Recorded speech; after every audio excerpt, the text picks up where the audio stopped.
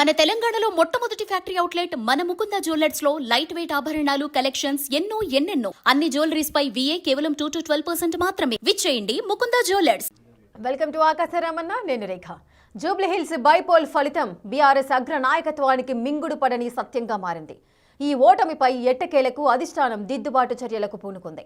నాయకులు కార్యకర్తల నుంచి అభిప్రాయ సేకరణ చేయనుంది గులాబీ పార్టీ. అసలు లోపాలు ఎక్కడున్నాయి, పార్టీ ఎందుకు ప్రజల విశ్వాసాన్ని కోల్పోయింది, ఈ ప్రశ్నలకు సమాధానాలు వెతుకుతూ సమీక్షించనున్నారు. అయితే ఈసారైనా పార్టీ ప్రతిష్టతకు క్యాడర్ చర్యలు చేపడుతుందా? క్యాడర్కు భరోసా కల్పించి వారిలో కొత్త ఉత్సాహాన్ని నింపుతారా, లేక గతంలో మాదిరిగానే అభిప్రాయ సేకరణ జరిపి వదిలేస్తారా? జూబ్లీహిల్స్ బైపోల్లో బీఆర్ఎస్ ఊహించని ఓటమిని చవిచూసింది. ఈ నియోజకవర్గంలో ఉప ఎన్నికకు నోటిఫికేషన్ వచ్చిన నాటి నుంచి మొదలు పెడితే పోలింగ్ వరకు గులాబీ పార్టీ అన్ని శక్తుల్ని ఉపయోగించింది. అయినప్పటికీ సిట్టింగ్ స్థానాన్ని కోల్పోవడంతో బీఆర్ఎస్ పార్టీ అలర్ట్ అయింది. ఎక్కడ లోటుపాట్లు జరిగాయి, ఎందుకు తాము ఆశించిన విధంగా ఫలితాన్ని రాబట్టుకోలేకపోయామనే అంశాలపై సమీక్షించబోతోంది కారు పార్టీ. స్టార్ క్యాంపెయినర్లను అనౌన్స్ చేసి రోడ్ షోలు, కార్నర్ మీటింగులు ఏర్పాటు చేసినా కూడా ప్రజలు ఎందుకు తమను విశ్వసించలేదని ఆత్మవిమర్శలో పడింది గులాబీ దళం. ఉప ఎన్నికలో విజయమే లక్ష్యంగా ముందుకు సాగి సర్వశక్తులు ఒడ్డినప్పటికీ పార్టీలోని సీనియర్ నేతలను, క్యాడర్ను రంగంలోకి దింపి సుమారు 2 నెలలు జూబ్లీహిల్స్ నియోజకవర్గంలో దృష్టి పెట్టినప్పటికీ గెలుపు ముంగిట కారు పల్టీ కొట్టింది. దీంతో పార్టీ పైన ఫోకస్ పెట్టాలని, క్యాడర్ను క్షేత్రస్థాయిలో బలోపేతం చేయాలని గులాబీ పార్టీ అధిష్టానం భావిస్తోంది. అందులో భాగంగానే మంగళవారం జూబ్లీహిల్స్ నియోజకవర్గంలోని పార్టీ నేతలు, కార్యకర్తలతో ప్రత్యేక భేటీ అవనున్నారు ఆ పార్టీ వర్కింగ్ ప్రెసిడెంట్ కేటీఆర్. ఓటమికి గల కారణాలను, లోపాలను ఈ మీటింగ్ లో సమీక్షించనున్నారు.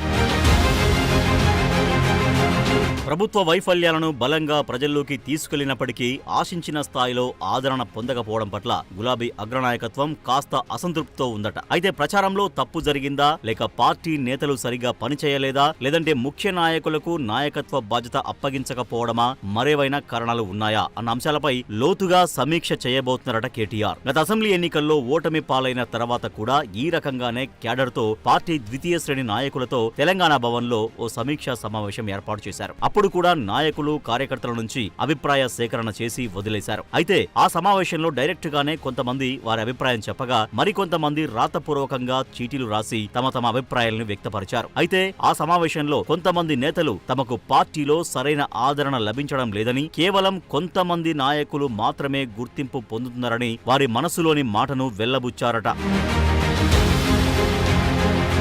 జూబ్లీహిల్స్ లో ఓటమి ఎదురైన నేపథ్యంలో గులాబీ పార్టీ మీద తీవ్ర స్థాయిలో విమర్శలు వస్తున్నాయి. కేటీఆర్ నాయకత్వంపై కూడా అనుమానాలు వ్యక్తమవుతున్నాయి. జూబ్లీహిల్స్ బైపోల్ బాధ్యతలు మొత్తం కేటీఆర్ మీద పెట్టారు. కేటీఆర్ కూడా మీడియా సంస్థలకు విరివిగా ఇంటర్వ్యూలు ఇచ్చారు. సోషల్ మీడియాను బలంగా వాడుకున్నారు. రేవంత్ రెడ్డి ప్రభుత్వంపై తీవ్ర స్థాయిలో విమర్శలు చేశారు. ఒకానొక సందర్భంలో తానే అభ్యర్థినేమో అన్నట్టుగా ఓటర్లకు అనిపించేలా చేశారు. ఇన్ని చేసినప్పటికీ పోల్ మేనేజ్మెంట్ లో సరికొత్త విధంగా దూకుడు కొనసాగించినప్పటికీ గులాబీ పార్టీ విజయం సాధించలేకపోయింది. 2023 అసెంబ్లీ ఎన్నికల నుంచి మొదలు పెడితే జూబ్లీహిల్స్ ఉప ఎన్నికల వరకు గులాబీ పార్టీ వరుసగా ఓటములు ఎదుర్కొంటూనే ఉంది. ఒకవేళ కేసీఆర్ గనక ప్రచారానికి వచ్చి ఉంటే జూబ్లీహిల్స్ ఉప ఎన్నికలో ఫలితం మరో విధంగా ఉండేది అని గులాబీ పార్టీ కార్యకర్తలు చర్చించుకుంటున్నారు. ఈ నేపథ్యంలో గులాబీ దళపతి రంగంలోకి దిగినట్టు తెలుస్తోంది. అందువల్లే గ్రేటర్ హైదరాబాద్ మున్సిపల్ కార్పొరేషన్ ఎన్నికల్లో ఇబ్బంది ఎదురు కాకముందే, పార్టీ పూర్తిగా మునగక ముందే సమూలంగా ప్రక్షాళన చేయాలని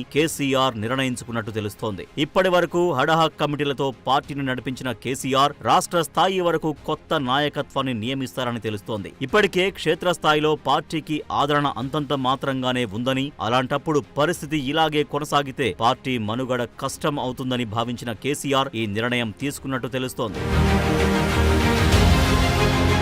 బీఆర్ఎస్ పార్టీకి కమిటీలు లేకపోవడం, గ్రామ స్థాయి నుంచి రాష్ట్ర స్థాయి వరకు ప్రత్యేక కమిటీలు ఏర్పాటు చేయకపోవడం, అలాగే పార్టీకి అనుబంధ సంస్థలు లేకపోవడం బీఆర్ఎస్ కి ఒక మైనస్. ఎన్నో ఏళ్లుగా పార్టీని నమ్ముకుని పనిచేస్తున్న వారికి గుర్తింపు లేదని, కమిటీల్లో అవకాశం వస్తుందని ఎదురు చూసిన వాళ్లు నిరాశకు గురై ఉన్నారని పార్టీలో అంతర్గతంగా చర్చలు జరుగుతున్నాయి. ఈ సమీక్ష తర్వాతైనా తమ తప్పులను తెలుసుకుని పార్టీ ప్రక్షాళనకు పాటు పడితేనే వచ్చే ఎన్నికల్లో గులాబీ పార్టీ గెలుపు దిశగా ముందుకు వెళ్తుంది, లేకుంటే మరింత అధ్వాన్నంగా తయారవుతుంది అంటూ గుసగుసలు వినిపిస్తున్నాయి.